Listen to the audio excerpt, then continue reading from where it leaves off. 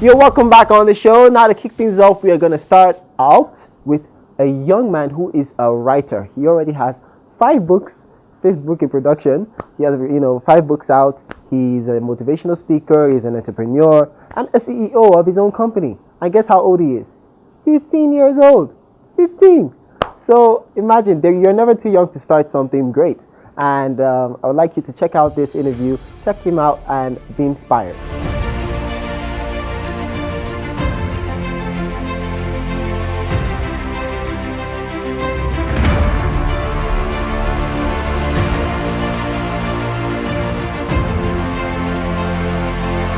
Hello there, my name is Anslem Ishaku, also known as Influential Anslem.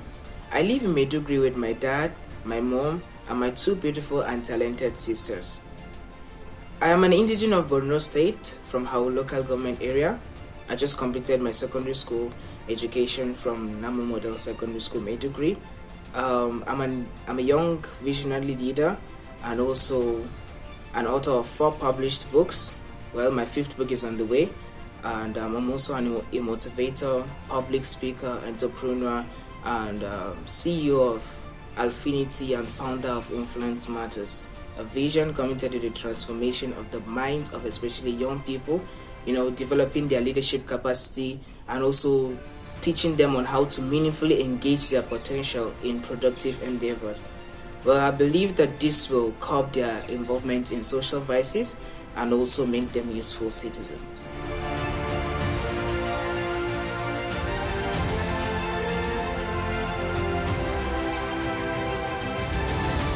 As a writer, well, according to my parents, my writing journey started early.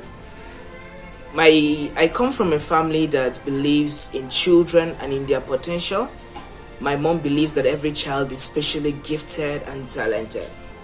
And coming up from such kind of background, that I had an early start. At age 4, I could read and write very well. I was made a reading timetable and a writing schedule.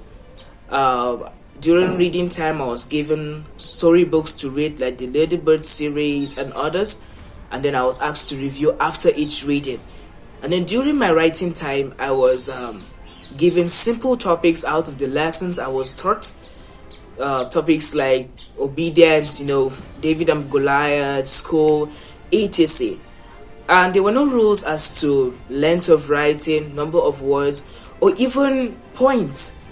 It was just to help my writing ability, my creative power, and also to feed my potential little by little.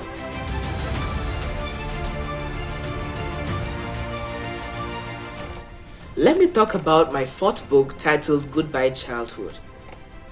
It's a book about our everyday youngsters and how their families steer their lives.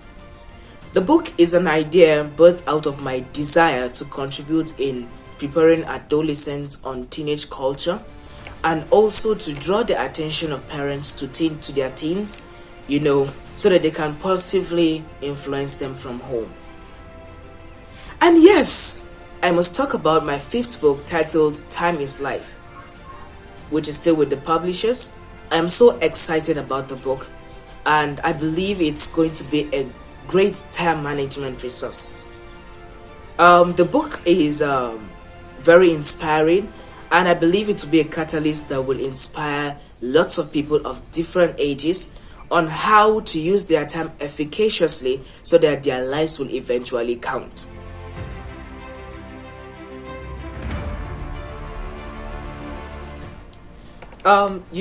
Writing is a very, very serious task. It can be very demanding intellectually and in so many other ways. But because writing is what I love doing and it's God's gift to me, I derive pleasure in writing. So while it might be exhausting to some people, to me it's energizing, and I feel fulfilled and relieved while writing.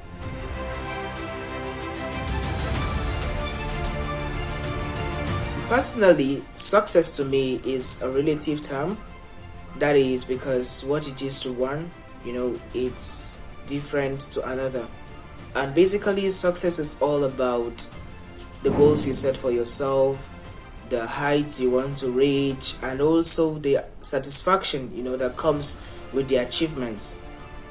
For instance, I look forward to overtaking Dangote in Africa. My writings become bestsellers. This will make me fulfilled for sure, and I will be so much of a blessing at solving the problems of people at a much bigger level.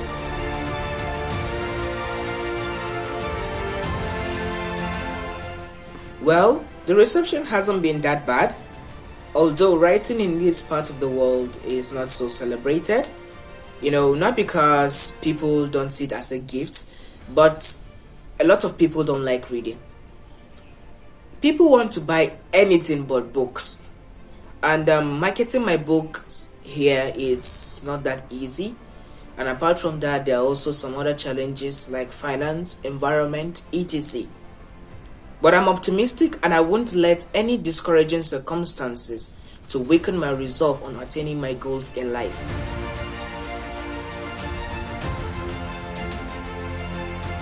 I have a lot of mentors that I look up to, in the aspect of leadership, business, public speaking, writing, etc. How could I have come this far without people I look up to? My first and biggest mentor is my mom, who has instructed and inspired me in every way. I also look up to Willie Jolie, an American best-selling author, Dr. Miles Monroe, when he was alive and now through his works, Dr. Ben Carson, Senator Ben Bruce, Pastor Chris, Les Brown, and other. I also have Emmanuel T. Best, Jay Shetty, and other role models like Reverend Niven Yaji Michelia, and the governor of my state, Professor Babagana Umar Azulum. He is a spectacular leader worth emulating.